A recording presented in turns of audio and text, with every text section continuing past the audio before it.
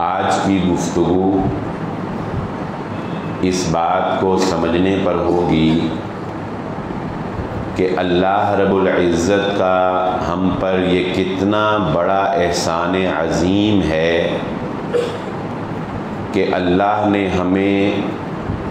وراثتی طور پر مسلمان پیدا کر دیا۔ اسلام کی قدر جاننا، اسلام کے اوپر کاربند رہنا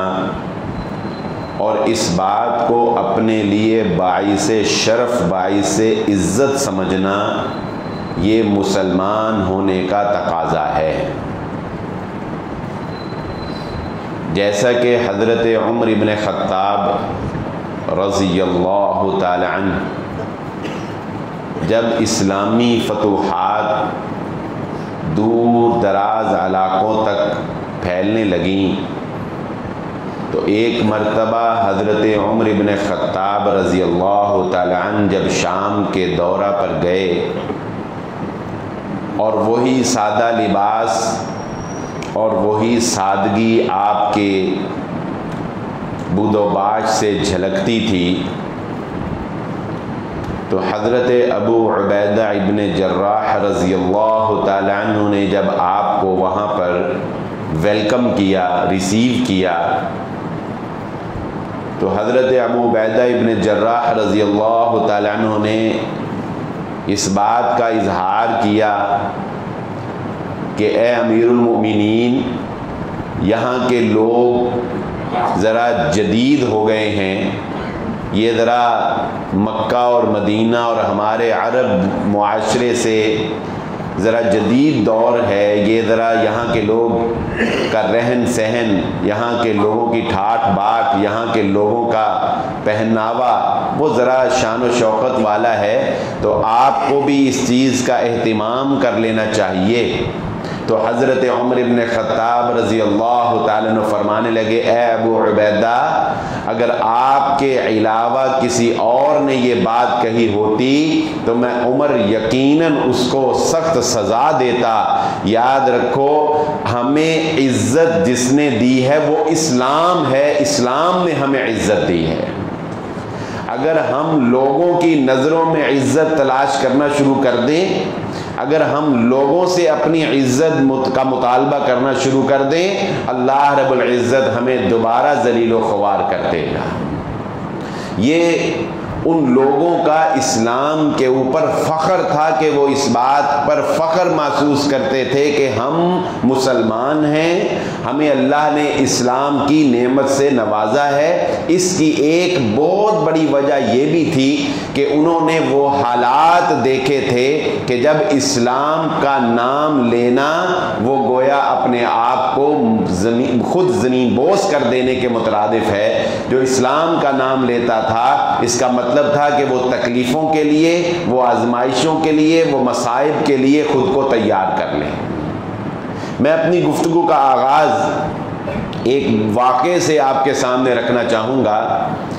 یہ اس طرح کے بے شمار واقعات تاریخ کے اندر موجود ہیں، لیکن یہ واقعہ صرف اس لیے آپ کے گوش گزار کرنا چاہتا ہوں کہ یہ واقعہ کوئی بہت پرانا نہیں ہے، یہ واقعہ کسی عرب معاشرے کا نہیں ہے، یہ کوئی 1400 سال پرانا نہیں ہے، یہ کسی فرعون کی فرعونیت کے زمانے کا نہیں ہے، یہ قارون کے زمانے کا نہیں ہے۔ اس واقعے سے آپ کو دو فائدے حاصل ہوں گے انشاءاللہ۔ ایک تو آپ کو اس بات کا پتہ چل جائے گا کہ مسلمان ہونا یہ کتنی بڑی سعادت کی بات ہے، اور دوسرا آپ کو اس بات کا اندازہ ہو جائے گا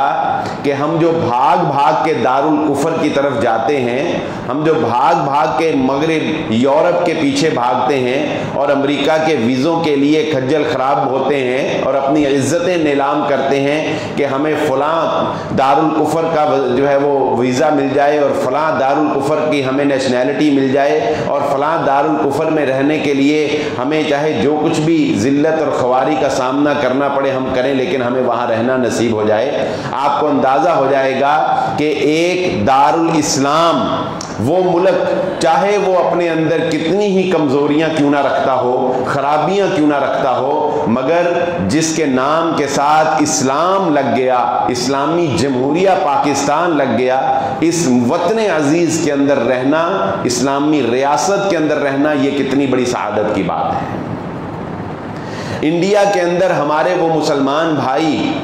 جو ہندو معاشرے کے ساتھ، ہندو بنیے کے ساتھ، جو سخت ترین متعصب قوم ہے اور شرک کی دلدل کے اندر پھنسی ہوئی قوم ہے، کہ جس کا ایک چھوٹا سا منظر آپ نے پچھلے دنوں سوشل میڈیا کے اوپر دیکھا ہوگا کہ ایک چھوٹے بچے نے جب ایک مندر سے پانی پی لیا، اور جب مندر کے متولی نے ان کے اس بڑے نے جب اس نے دیکھا، اس کے گرو نے پوچھا تمہارا نام کیا ہے، اس نے اپنا نام بتایا، پتا چلا کہ وہ مسلمان ہے، تو کس بے دردی کے ساتھ اس نے اس بچے کو مارا اور پیٹا، وہ آپ نے یقیناً ویڈیو دیکھی ہوگی۔ اس سے دیکھ کر آپ کو اندازہ ہوا ہوگا کہ ہم جس معاشرے کے اندر زندگی گزار رہے ہیں یہ کسی جنت سے کم نہیں ہے، اور ہمارے شکوے پھر بھی ختم ہونے کا نام نہیں لیتے۔ ایک ہندو لڑکی، یہ واقعہ ایک ایسے شخص نے سنایا جو ہندو تھا لیکن اس نے اسلام قبول کر لیا، اور میں اختصار، واقعہ تو بہت لمبا اس نے لکھا کتاب میں، لیکن میں اختصار کے ساتھ اپنی بات کو مختصر کر کے آپ کے محل شاہد ذکر کر کے بات آگے لے کے چلتا ہوں کہ اس نے کہا، یہ اس بچی کا چچا تھا، اور اس نے کہا کہ میں ایک متعصب ہندو تھا اور مسلمانوں کے خلاف ہونے والے کسی دنگا اور فساد کے اندر میں پیچھے نہیں رہتا تھا، اور اپنی تحریر میں اس نے اس بات کا اعتراف کیا کہ میں نے 1 2 10 نہیں، میں نے سینکڑوں مسلمانوں کا قتل کیا۔ میں گجرات کے اس حادثے کے اندر بھی شامل تھا جہاں مسلمانوں کا قتل کیا گیا، لیکن اس نے کہا کہ ہوا کیا، قصہ مختصر، کہ ہمارے گھر کی اپنی ایک بچی جس کا نام ہیرا رکھ دیا گیا تھا بعد میں جب وہ مسلمان ہو گئی، اس نے بتایا کہ ہماری اپنی بچی جو ہے وہ جب اسکول میں داخل ہوئی، ایک مسلمان لڑکی کے ساتھ اس کا دوستانہ بن گیا، اس نے اس کو اسلام کے بارے میں گائیڈ کیا، وہ بچی مسلمان ہو گئی، ان کے گھر کی بچی جو ہے وہ مسلمان ہو گئی۔ اور مسلمان ہونے کا مطلب، ایک ہندو گھرانے کے اندر مسلمان ہونے کا مطلب کیا ہے، یہ بات اچھی طرح سے ہم سمجھ سکتے ہیں۔ مختصر کہ وہ بچی گھر سے فرار ہو گئی اور کہیں جا کر اس نے دارالامان کے اندر پناہ لی، وہاں رہنا شروع کر دیا، لیکن اسے اس غم اور اس افسردگی نے پریشان رکھا کہ میں تو مسلمان ہو گئی ہوں، میں تو جہنم سے بچ جاؤں گی، مجھے تو اللہ جنت دے گا، لیکن میرے ماں باپ، میرا کنبا جو ہے وہ جہنم کا ایندھن بنے گا۔ باوجود لوگوں کے روکنے کے وہ بچی اپنے گھر واپس آئی، اپنے ماں باپ کے پاس آئی، اپنے اسلام کا اعلان کیا۔ تو جانتے ہیں کہ اس بچی کے ساتھ کیا سلوک کیا گیا؟ وہ چچا بیان کرتا ہے اور وہ کہتا ہے کہ مجھ جیسا درندہ صرف انسان دنیا کے اندر کوئی نہ ہوگا، کہ آج تک ہم نے یہی سنا تھا کہ شاید عربوں کے اندر یہ رواج تھا کہ وہ زندہ درگور کر دیا کرتے تھے۔ وہ کہتا ہے کہ ہم نے اس اپنی بھتیجی کو، میں نے اور میرے بھائی یعنی اس کے باپ نے پوری ہندو کمیونٹی کے ساتھ مل کر ایک دیگ کے اندر آگ جلا کر، تیل ڈال کر ہم نے اس بچی کو زندہ اس کے اندر پھینک دیا تھا۔ اس کا جرم کیا تھا کہ وہ مسلمان ہو گئی تھی، وہ ہندوؤں گھرانے کے اندر سے اس نے اسلام قبول کر لیا تھا۔ اور جانتے ہیں کہ ٹرننگ پوائنٹ کیا تھا؟ اس چچا کے اسلام لانے کے لیے کون سی ایسی بات تھی جس نے اس کو مجبور کر دیا کہ وہ بھی مسلمان ہوا، اس کا بھائی بھی مسلمان ہوا، یعنی اس بچی کا باپ بھی مسلمان ہوا؟ اس نے لکھا کہ میں حیران تھا اس بات کے اوپر کہ جب میں اپنی بھتیجی کو اور میرا بھائی اپنی بیٹی کو اس آگ کے اندر پھینک رہا تھا تو اس بچی کے آخری الفاظ یہ تھے کہ میرے بابا، میری ماما، مرنے سے پہلے اسلام ضرور قبول کر لینا، اسلام کے بغیر نجات ممکن نہیں ہے۔ یہ اس بچی کی آخری تڑپ تھی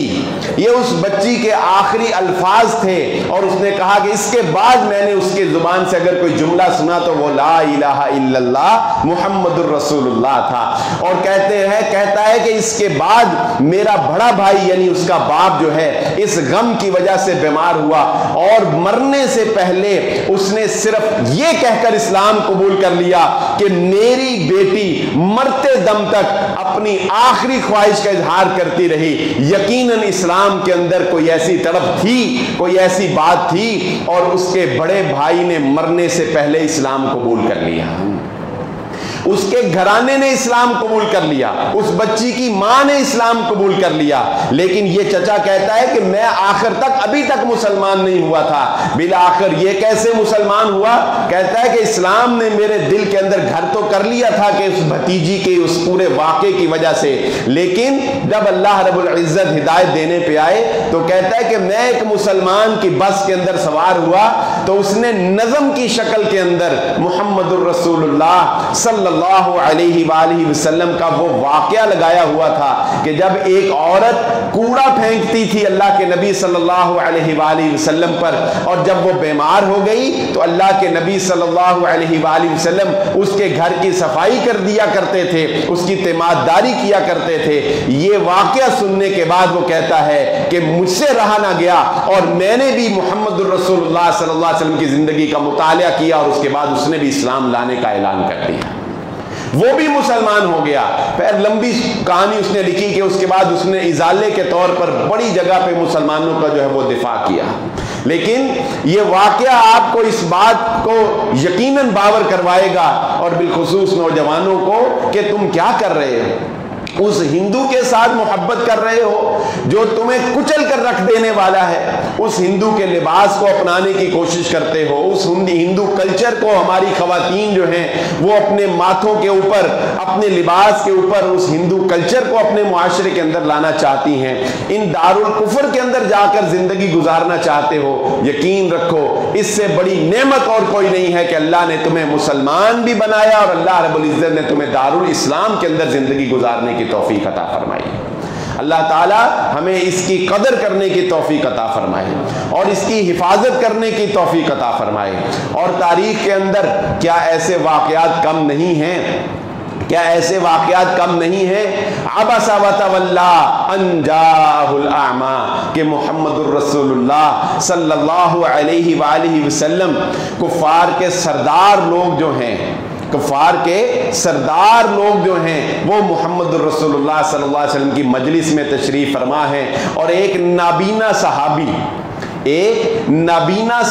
جو ہیں وہ اللہ کے نبی صلی اللہ علیہ وآلہ وسلم سے ملاقات کرنے کے لیے آتے ہیں۔ اللہ کے نبی صلی اللہ علیہ وآلہ وسلم ذرا اس کی طرف توجہ کم کر دیتے ہیں۔ آپ کی خواہش ہے کہ یہ سردار میرے پاس بیٹھے ہیں، ان کو اسلام کی دعوت دوں، یہ مسلمان ہو جائیں تو اسلام کو تقویت ملے، اور آپ اس نابینا صحابی سے اپنی توجہ کم کرتے ہیں اور ان سرداروں کی طرف اپنی توجہ زیادہ کر لیتے ہیں۔ آپ کے دل کے اندر اسلام کی سربلندی کا جذبہ ہے، لیکن اللہ رب العزت قرآن مجید میں آپ کو متنبہ کر دیتے ہیں، عبس وتولی ان جاءہ الاعمی۔ اے محمد صلی اللہ علیہ وآلہ وسلم، ہمیں آپ کی یہ ادا جو ہے یہ پسند نہیں کہ آپ اس نابینا کو اگنور کر کے ان سرداروں کی طرف اپنا رخ جو ہے وہ موڑ دیں۔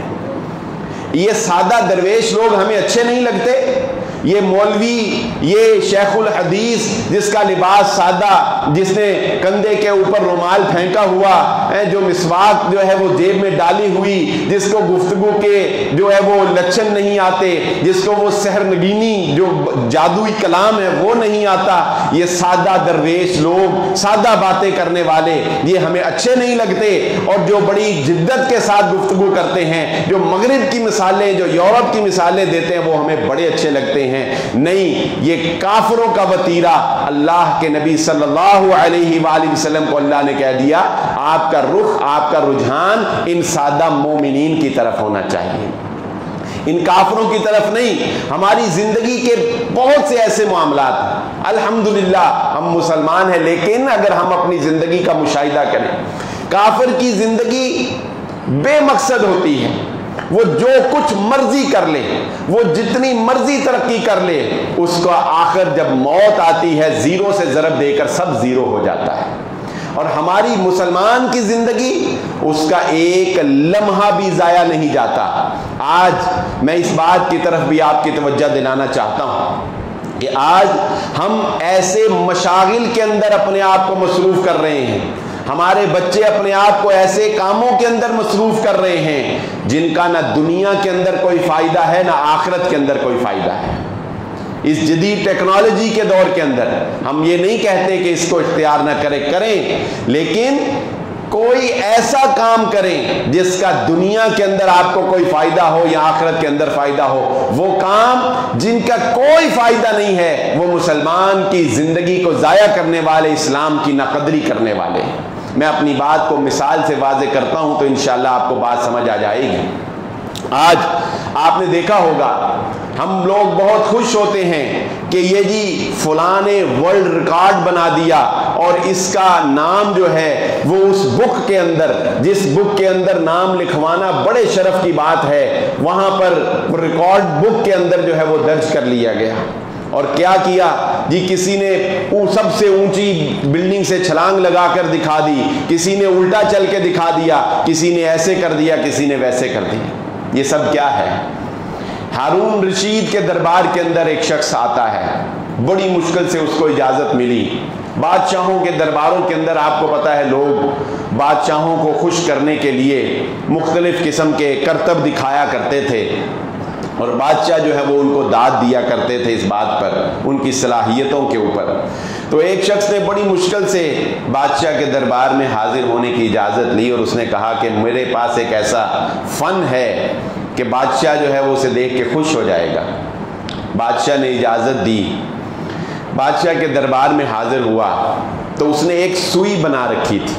ایک سوئی دھاگا جو ہوتا ہے یہ سینے کے لیے، تو ایک سوئی اس نے بنا رکھی تھی، اور اس سوئی کے اندر آپ کو پتہ ہے ایک چھوٹا سا سوراخ ہوتا ہے جو دھاگا گزارنے کے لیے۔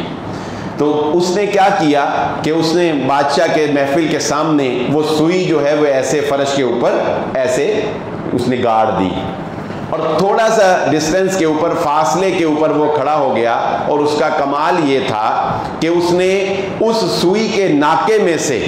ایک سوئی ایسے پھینکی، وہ اس سوئی کے ناکے کے اندر سے گزری، دوسری وہ بھی اس کے 10 سوئیاں اس نے سوئی کے ناکے کے اندر سے ایسے گزار دی۔ اب یہ کتنا بڑا کمال ہے کہ آپ ایک فاصلے سے، حالانکہ دھاگا ڈالنے کے لیے بھی آپ کو نظریں جمانی پڑتی ہیں اور قریب کرنا پڑتا ہے، چاہے جائے کہ آپ دور سوئی کے ناکے میں سے سوئیاں جو ہے وہ گزار دیں، اور یہ ایک بڑا کمال تھا۔ ہارون رشید نے کہا، اس کو داد دی، اس کو کہا اس کو 10 اشرفیاں دی جائیں، اور 10 اشرفیاں دینے کے بعد اس کو 10 کوڑے لگائے جائیں، 10 اشرفیاں دی جائیں اور 10 کوڑے لگائے جائیں۔ تو اس آدمی نے پوچھا کہ بادشاہ سلامت، اتنی زبردست کام، اتنا زبردست کمال جو میں نے آپ کے سامنے کر کے دکھایا، اس پر 10 اشرفیاں تو مجھے ملیں، اس کا تو مجھے سمجھ میں آیا کہ ہر سوئی کے بدلے ایک اشرفی مل گئی، لیکن یہ اس کے بعد 10 کوڑے مجھے کیوں مارے جائیں گے؟ تو ہارون رشید، یہ اگرچہ یہ بادشاہ تھا لیکن مذہبی رجحان اس کا کافی زیادہ تھا، تہجد گزار بھی تھا، لیکن بادشاہ ہوتا ہے۔ تو اس نے کہا ہارون رشید نے کہ 10 اشرفیاں تجھے اس بات پہ دیتا ہوں کہ تیرا یہ کام واقعی با کمال ہے، لیکن 10 کوڑے تجھے اس بات پہ لگاتا ہوں کہ تو مسلمان ہے اور تو نے اپنی صلاحیت اس کام پہ لگائی ہے جس کا نہ دنیا میں کوئی فائدہ ہے نہ آخرت میں کوئی فائدہ ہے۔ یہ سوئی میں سے سوئیاں گزار کے تو نے کیا کمال کر لیا بتا؟ بادشاہ کے دربار میں اس کرتب کو پیش کر کے تجھے کیا دنیا کا فائدہ ہو گیا بتا؟ تو کوئی مسلمان کا یہ کام نہیں ہے کہ وہ اسلام جیسی نعمت کی ناقدری کرے۔ مسلمان تو ایک قدم بھی رکھے تو اس کو ثواب ملتا ہے، مسلمان تو ایک زبان کو بھی حرکت دے تو جنت میں درخت لگنا شروع ہو جاتے ہیں، مسلمان ہلکی سی زبان کو ہلاتا رہے تو اس کے نامہ اعمال میں ترازو جو ہے وہ جھکتا چلا جاتا ہے نیکیوں والا، اور گناہوں کا ترازو جو ہے وہ ہلکا ہوتا چلا جاتا ہے۔ اپنے اسلام کی قدر جانو، اپنے مسلمان ہونے کی قدر جانو، تمہاری کوئی چیز جو ہے وہ ضائع نہیں ہے۔ تو تمہارا کچھ جو ہے وہ رائگاں نہیں گیا ہے۔ حضرت عبداللہ بن مسعود رضی اللہ تعالی عنہ یہ کتنے جلیل القدر صحابی ہیں، ان کا مقام و مرتبہ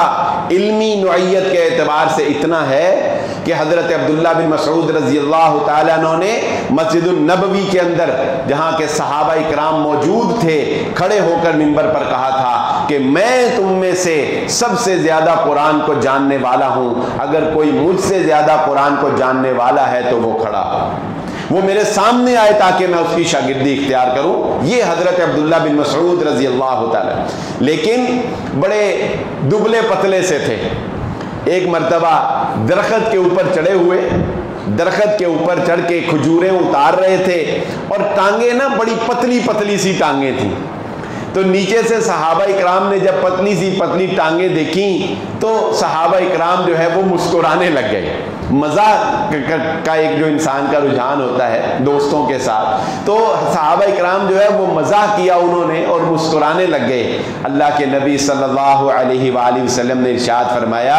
اے میرے صحابہ، تم ان پتلی پتلی ٹانگوں کے اوپر مسکراتے ہو، کل قیامت کے دن میزان کے اندر یہ ٹانگیں سب سے بھاری ہونے والی ہیں۔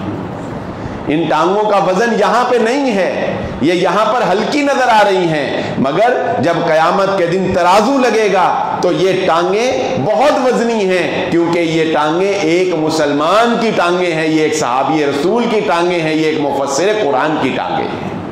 اپنی زندگی کے اندر آج کل یہ بہت سے جو سیمینارز وغیرہ کروائے جا رہے ہیں، ان کے اندر جب سکل سکھائی جاتی ہیں تو کہا جاتا ہے جی اپنے اندر کو پہچانو، اپنے اندر صلاحیت پیدا کرو، اپنے اندر کو باہر نکالو، اور یہ کہیں نہیں بتایا جاتا کہ اپنے اندر چھپے ہوئے مسلمان کو باہر نکالو۔ کسی بڑی محفل کے اندر جاؤ تو اس بات میں شرم محسوس نہ کرو کہ تمہاری شلوار ٹخنوں سے اوپر کیوں ہے، کسی سے بات کرو تو جزاک اللہ کہتے ہوئے شرم محسوس نہ کرو۔ ہم تو محفل بدلے تو جزاک اللہ کو تھینک یو میں بدل دیتے ہیں، ہم ماشاءاللہ الحمدللہ کہتے ہوئے کسی ایجوکیٹڈ فیملی یا کسی ایجوکیٹڈ محفل سیمینار کے اندر جائیں جہاں ہمیں بڑے پینٹ کوٹ والے لوگ نظر آئیں تو ہم کہتے ہیں ان کو جزاک اللہ کہا تو یہ کہیں محسوس نہ کر جائیں، ماشاءاللہ کہا تو یہ کہیں مائنڈ نہ کر جائیں، الحمدللہ کہا تو یہ کہیں گے یہ مولوی ٹائپ کا بندہ آ گیا ہے۔ نہیں، اسلام کے اوپر عمل کرنے میں فخر محسوس کرو اور قدر جانو ان لوگوں سے کہ جنہوں نے اسلام کی خاطر قربانیاں دی ہیں۔ حضرت عبداللہ بن حذافہ رضی اللہ تعالیٰ عنہ کا واقعہ آپ کو سناتا ہوں۔ اسلام کے اوپر جم جانا، اسلام کی خاطر قربانی دینا، یہ عظیم لوگوں کا کام ہوا کرتا ہے۔ حضرت عبداللہ بن حذافہ رضی اللہ تعالیٰ عنہ، یہ حضرت عمر ابن خطاب رضی اللہ تعالیٰ عنہ کا دور خلافت ہے اور آپ صحابی رسول ہیں۔ آپ کو حضرت عمر رضی اللہ تعالیٰ عنہ نے ایک مہم کے اوپر بھیجا۔ شام کر اس وقت عیسائیوں کی حکومت تھی، شام کے بادشاہ نے اپنے چھاپا مار دستے بھیجے ہوئے تھے، انہوں نے رات کے اندھیرے میں چھاپا مارا اور چند لوگوں کو جو ہے وہ اریسٹ کر لیا، اور اس میں حضرت عبداللہ بن حذافہ رضی اللہ تعالیٰ عنہ بھی شامل تھے۔ آپ کو اذیتیں دی گئیں، تکلیفیں دی گئیں، جیل کے اندر پھینک دیا گیا، لیکن آپ نے اسلام چھوڑ کر عیسائیت قبول کرنے سے انکار کر دیا۔ لمحہ فکریہ ہے مسلمانوں تمہارے لیے کہ تمہارے نوجوان ایسے ایسے سوالات ہمیں موصول ہوئے پچھلے دنوں کہ چند لوگوں نے صرف باہر کا ویزا حاصل کرنے کے لیے اپنے آپ کو پاسپورٹ کے اوپر مرزئی شو کر دیا۔ اب سوال کرتے ہیں کہ جی ہم نے دل سے نہیں قبول کیا تھا، ہم نے دل سے ہم مسلمان ہیں، دل سے ہم محمد رسول اللہ صلی اللہ علیہ وسلم کو آخری نبی مانتے ہیں، لیکن باہر جانے کے لیے ہم نے اپنے آپ کو مرزئی شو کر دیا۔ یہ ہماری کیا تربیت ہو رہی ہے؟ یہ اس وجہ سے ہے کہ ہم نے اسلام کو کمزور جانا، ہم نے اسلام کی قدر نہ جانی، ہم نے اسلام کو یہ سمجھا کہ شاید اسلام لانا ہمیں ڈی ویلیو کر رہا ہے۔ نہیں، اللہ کی قسم، اسلام لانا، مسلمان ہونا، اس سے زیادہ بڑھ کے اور فخر کی بات ہی کوئی نہیں ہے۔ حضرت عبداللہ بن حذافہ رضی اللہ تعالیٰ عنہ ہم چند ٹکوں کے لیے، چند روپوں کے لیے اپنے آپ کو مسلمان شو نہیں کر رہے، اور ان کو کتنی بڑی پیشکش کی گئی۔ بادشاہ نے کہا میں اپنی بیٹی کے ساتھ تیری شادی کر دیتا ہوں، اسلام چھوڑ کے عیسائیت قبول کر لے۔ حضرت عبداللہ بن حذافہ رضی اللہ تعالیٰ عنہ نہیں مانے۔ کیا کیا گیا؟ وہی کام کیا گیا جو اکثر کیا جاتا ہے کہ آپ کو بھی اسی طرح تیل کی ایک بڑی سی دیگ کے نیچے آگ گرم کر کے اس کے اوپر پھینکنے کا اعلان کیا گیا۔ جب آپ کو پھینکنے کے لیے لایا جا رہا تھا تو آپ کی آنکھوں سے آنسو جاری ہو گئے،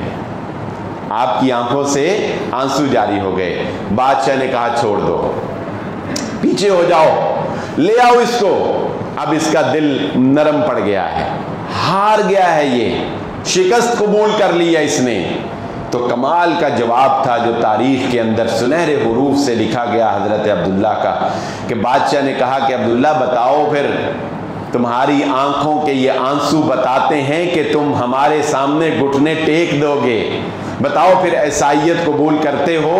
تو حضرت عبداللہ بن حذافہ نے کہا کہ بادشاہ سلامت، آپ کو غلطی لگی ہے۔ عبداللہ تو یہ کہتا ہے، روتا اس بات سے ہے، آنسو اس بات پر بہاتا ہے کہ آج اللہ کے راستے میں دینے کے لیے میرے پاس صرف ایک جان ہے، میری پور پور میں جان ہوتی تو میں وہ ساری جانیں آج اللہ کے راستے میں قربان کر دیتا۔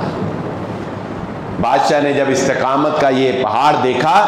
بادشاہ نے کہا اچھا ٹھیک ہے عبداللہ، ایک کام کر لو، میرے ماتھے کا بوسہ لے لو، میں تمہیں بھی اور تمہارے ساتھیوں کو بھی چھوڑ دیتا ہوں۔ ایک لمحے کے لیے سوچا اور جب یہ جانا، کیونکہ ماتھے کا بوسہ لینا یہ کسی کو شرف دینے کی علامت ہوتی ہے عربوں کے ہاں، جب آپ کسی کے ماتھے کا بوسہ لیتے ہیں تو اس کا مطلب ہے کہ آپ اسے بڑا مان رہے ہیں، بڑا سمجھ رہے ہیں۔ تو اس نے یہ ایک ہیلا کیا، تو حضرت عبداللہ نے سوچا کہ اگر میری اکیلی جان ہوتی تو شاید میں یہ کام بھی نہ کرتا، لیکن میرے ساتھ میرے ساتھیوں کی جان بچ رہی ہے، ماتھے کا بوسہ لیا اور اس نے آزاد کر دیا۔ حضرت عمر رضی اللہ تعالیٰ عنہ کی محفل میں پہنچے، حضرت عمر رضی اللہ تعالیٰ عنہ کو پورا واقعہ سنایا کہ امیر المومنین میرے ساتھ یہ ہوا، میں اس طرح گیا، یہ سارا کام ہوا۔ حضرت عمر رضی اللہ تعالیٰ عنہ سے رہا نہ گیا، کھڑے ہوئے اور حضرت عبداللہ بن حذافہ کے ماتھے کا بوسہ لیا اور کہا ہے مسلمانوں سارے کے سارے حضرت عبداللہ کے ماتھے کا بوسہ لے کر جاؤ۔ یہ اللہ رب العزت نے استقامت، یہ اللہ رب العزت نے عزت دی کہ دین کو وہ لوگ کمزور نہیں سمجھتے تھے، دیندار ہونا وہ عیب نہیں سمجھتے تھے، دیندار ہونا۔ اور ہم لوگ تو پہلے ہی یہ بتا دیتے ہیں کہ اصل میں ہماری فیملی زیادہ مذہبی نہیں ہے، ہم زیادہ مذہبی لوگ نہیں ہیں، ہم زیادہ ریجڈ قسم کے نہیں ہیں، ہم زیادہ سخت نہیں ہیں۔ بتائیں یہ جملے ہم بتاتے ہیں کہ نہیں بتاتے لوگوں کو؟ گویا کہ ہم یہ سمجھتے ہیں کہ مذہبی ہونا کوئی اچھی بات نہیں ہے، گویا کہ ہم یہ سمجھتے ہیں کہ دین کے اوپر پختہ رہنا، دین کے اوپر مکمل کاربند رہنا یہ کوئی اچھی بات نہیں ہے۔ تبھی تو ہم بتاتے ہیں کہ بھئی ہم بہت زیادہ مذہبی نہیں ہیں، ہم بہت زیادہ سختی نہیں کرتے، ہم بہت زیادہ سخت نہیں ہیں، ہم تھوڑے لبرل قسم کے ہیں۔ اور جو بہت زیادہ سخت ہوتا ہے ہم اس کو تانے دیتے ہیں کہ تو پڑھائی کہاں سے سیکھ کے آ گیا ہے۔ اور یہ بات بھی ذہن نشین رکھ لیں، پہلی بات جو میں نے آپ کے سامنے رکھی کہ مسلمان ہونا یہ اللہ رب العزت کا احسان ہے۔ طوبی لمن ہدی الی الاسلام وکان رزقہ کفافا، رسول اللہ صلی اللہ علیہ وسلم نے فرمایا وہ شخص بڑا ہی خوش نصیب ہے جس کو اللہ نے مسلمان بنا دیا اور بقدر کفایت اس کو رزق عطا کر دیا، وہ بندہ بڑا خوش نصیب ہے۔ پہلی بات یہ رکھ دی آپ کے سامنے کہ مسلمان ہونے میں کبھی بھی کمزوری محسوس نہ کریں، کبھی بھی اس بات کو اپنے لیے ڈی ویلیویشن نہ سمجھیں کہ آپ ڈی ویلیو ہو رہے ہیں، کبھی بھی اِل فیل نہ کریں اس بات پہ کہ آپ دین کے کسی حکم کے اوپر کاربند کسی محفل کے اندر جائیں اور اپنے آپ کو جو ہے وہ جھکا جھکا سا محسوس کریں، ایسا نہیں ہونا چاہیے۔ اپنے بچوں کے اندر بھی یہ کانفیڈنس پیدا کریں کہ بیٹا تم مسلمان ہو، اس بات پہ فخر کرو، تم ایک مذہبی مسلمان بنو تو یہ تو بات تمہارے اللہ کے ہاں قابل قدر ہے۔ ایک بات، دوسری بات میں نے یہ بھی آپ کے سامنے ذکر کی، کبھی للچائی نظروں سے دارالکفر کی طرف مت دیکھیں کہ وہاں مجھے 8 لاکھ روپے تنخواہ مل رہی ہے، یہاں مجھے 1 لاکھ روپیہ جو ہے وہ مل رہی ہے۔ اس پیسے کی کوئی وقت نہیں ہے، ہو سکتا ہے کہ وہاں پر جا کے تمہیں کبھی با جماعت نماز بھی نصیب نہ ہو، ایسے بھی وہاں پر مجبوریاں ہیں، وہاں کبھی باجماعت نماز تمہیں جو ہے وہ نصیب نہ ہو، وہاں جا کے تمہیں اپنا ایمان کھونا پڑ جائے، وہاں جا کے تمہیں اپنا دین کھونا پڑ جائے۔ نمبر دو، دار الاسلام میں رہنے پر فخر محسوس کرو، دار الکفر پر فخر محسوس نہ کرو۔ نمبر 3 بات جو میں اب کہنے لگا ہوں، ان 2 باتوں میں نے واقعات بھی ذکر کیے ہیں۔ نمبر 3 بات جو میں اب کہنے لگا ہوں یہ بھی قابل توجہ ہے کہ اس بات کی بھی اللہ سے دعا کیا کرو، اس بات کی بھی اللہ سے دعا کیا کرو، اور اس بات پر بھی اللہ رب العزت کے ہاں بھی اور اپنے معاشرے کے اندر بھی فخر کیا کرو کہ اللہ نے مسلمانوں میں بھی جو اتنی گروہ بن چکے ہیں، جو اتنے فرقے بن چکے ہیں، اللہ نے تمہیں وہ مسلک دیا ہے جو الحمدللہ قرآن و سنت کے اوپر سب سے زیادہ کاربند نتائج رکھتا ہے، جس کا منہج، جس کی دعوت، جس کی فکر یہ نہیں ہے کہ تم بدعات کرو، تم خرافات کرو، تم فلاں آستانے پہ جاؤ، تم فلاں کو مناؤ، تم فلانے کے لیے چڑھاوے چڑھاؤ، نہیں، جس کی دعوت یہ ہے کہ الحمدللہ وہ یہ کہتے ہیں مسلک، ہم مسلک اہل حدیث آپ کو یہ پیغام دیتا ہے کہ ماننا ہے تو اللہ کے قرآن کو مانو یا محمد الرسول اللہ صلی اللہ علیہ وسلم کے فرمان کو مانو۔ ہم یہ نہیں کہتے کہ فلانے کی مانو اور فلانے کی مانو، اور اگر اس بات کو آپ کا دل تسلیم کرتا ہو، یہ بات بھی آج میں درد دل سے آپ کو کہہ دیتا ہوں، ہمارے اکثر لوگ، ہمارے اکثر بھائی جو الحمدللہ یہاں آتے ہیں، تشریف لاتے ہیں، ہم ان کی قدر کرتے ہیں، ہم مجبور نہیں کرتے کسی کو، اور نہ ہم کسی کو یہ کہتے ہیں کہ دوسرے جو ہیں وہ نعوذ باللہ وہ کافر ہی ہیں یا جہنمی ہیں، ہم کسی پہ کوئی فتویٰ نہیں جڑتے، آپ کو پتہ ہے۔ لیکن میں یہ بات آپ کو آج ضرور کہوں گا کہ اگر آپ دل سے اس بات کو مانتے اور تسلیم کرتے ہیں کہ ہماری دعوت یعنی مسلک اہل حدیث کی دعوت، ہمارا منہج، ہماری بات سچی بات ہے، تو پھر یہ کیوں کہتے ہو کہ میں دل سے مانتا ہوں لیکن میں رفع الیدین اس لیے نہیں کرتا کہ لوگ مجھے اہل حدیث سمجھنے لگ جائیں گے؟ رفع الیدین کرنا یہ اہل حدیث ہونے کی نشانی ہے نا، ہمارے معاشرے کے اندر سمجھی جاتی ہے، لیکن یاد رکھو یہ اہل حدیثوں کا کوئی اپنا سلوگن نہیں ہے، یہ پاؤں کے ساتھ پاؤں ملانا ہمارا کوئی سلوگن نہیں ہے، یہ ہمارا کوئی مونوگرام نہیں ہے، یہ اس بات کی علامت ہے کہ ہم محمد الرسول اللہ صلی اللہ علیہ وآلہ وسلم کی سنت سے محبت کرتے ہیں، ہم محمد الرسول اللہ صلی اللہ علیہ وسلم کی سنت کو اپنانا جانتے ہیں۔ تحقیق کرو، سرچ کرو، دیکھو کیا تمہیں رفع الیدین نہ کرنے پر نبی صلی اللہ علیہ وسلم کی کوئی حدیث ملتی ہے کہ جس میں آپ نے یہ کہا ہو کہ رفع الیدین نہ کرو، یا جس میں یہ ہو کہ نبی صلی اللہ علیہ وسلم نے رفع الیدین کرنا ترک کر دیا تھا، یا جس میں یہ ہو کہ رفع الیدین منسوخ کر دیا؟ سرچ کرو، اگر کوئی ایسی حدیث مل جائے، میں تمہیں کہتا ہوں رفع الیدین نہ کرو، نہ کرنا رفع الیدین اگر تمہیں ایسی کوئی حدیث مل جائے، لیکن انشاءاللہ ایسی کوئی حدیث تمہیں نہیں ملے گی، اور جب تمہیں یہ پتہ چل جائے تحقیق کے بعد کہ رفع الیدین کرنا یہ محمد الرسول اللہ صلی اللہ علیہ وسلم کی سنت ہے، پھر اس پر فخر کیا کر،